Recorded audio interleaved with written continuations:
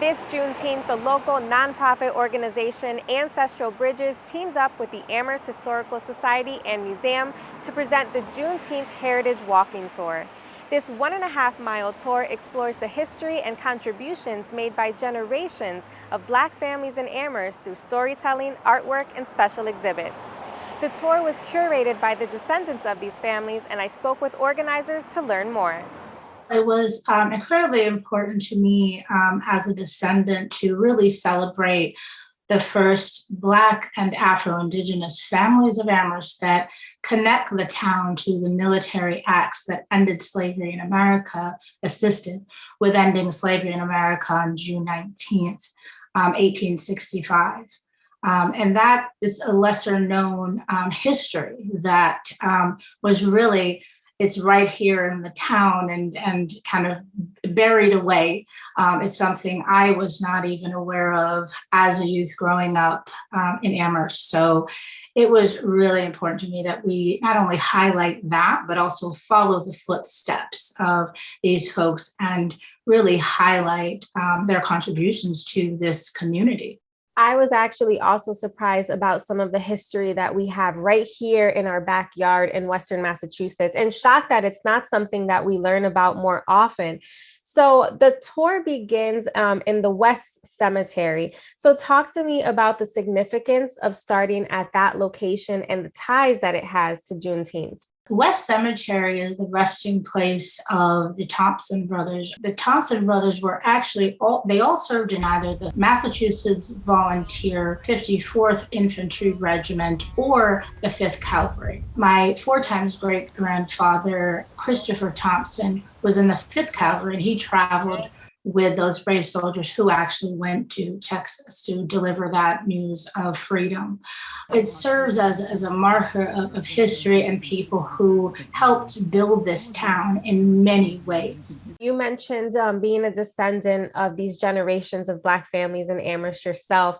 And I know that this tour is unique in being that it is descendant-led and curated by descendants. Why was that important? And what added value does that bring to this tour, having that perspective? Well, one, I'm told it was the first of its kind in this area. And I think it is incredibly important for descendants to tell their stories.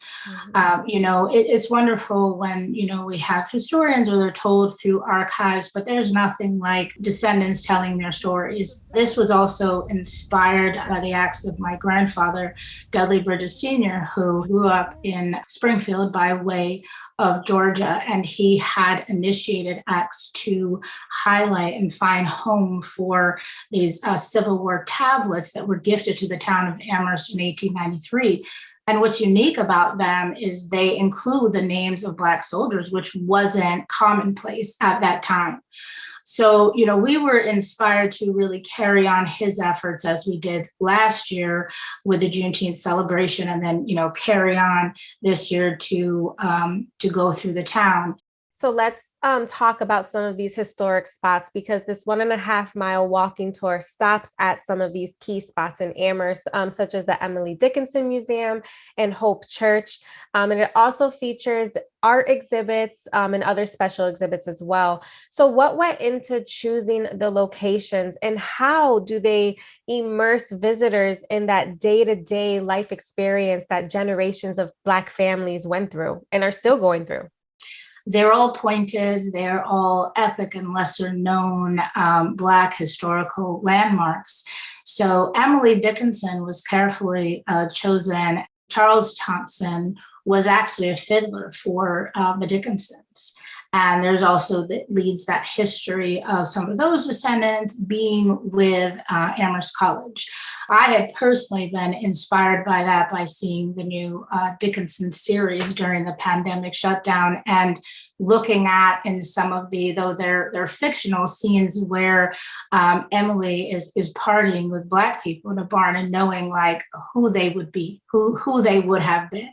And, these are all spaces that, this was really a first for it in many ways. The Amherst History Museum, this was the first time that Black and Afro-Indigenous families have been on the walls in that space. So it was incredibly important for Ancestral Bridges to have an exhibit that was fully curated by descendants in that space. The Hope Church and the Goodwin Church, these churches were established by these families. So it was wonderful to have them there and call attention to them. They're, the first and oldest standing Black churches here in Emerson. They really should be celebrated as such. I know that you describe this tour as every step tells a story. So is there a favorite story or an interesting fact that you uncovered while organizing this tour that you'd like to share? Gosh, there were so many. It'd probably be so hard to choose. I think just really, I would say just that reminder of just the unity that the Black community at that time had.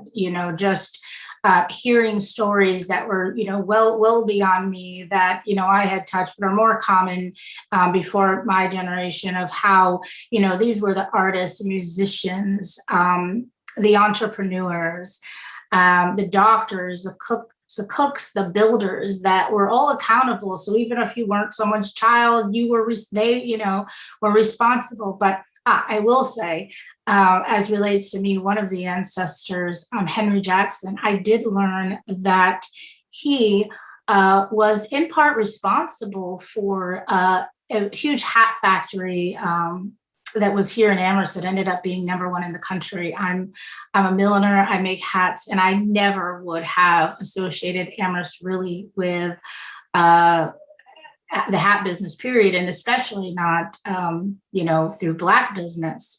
So that was a connection for me. I was really amazed to know that Henry Jackson had actually started bringing palm leaves to the area, which were used to make straw hats.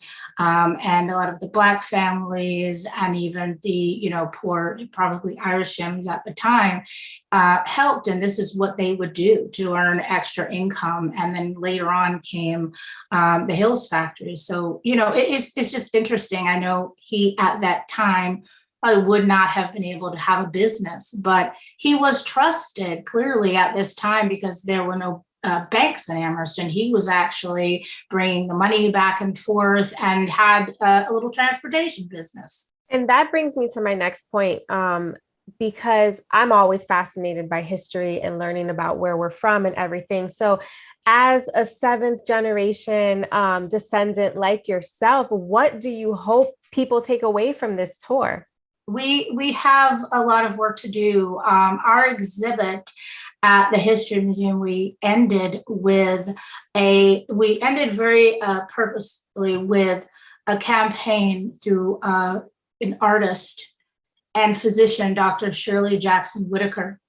And this campaign is really her brainchild, and it is called Tote to Vote, totetovote.com, and that deals with voter suppression. We wanted to make sure this is, where do we go from here? We're celebrating the past really to focus on its relevance to the future, and the courageous acts of those who stepped forward when they didn't have the choices that we do now. There was no one interviewing them to get their message across.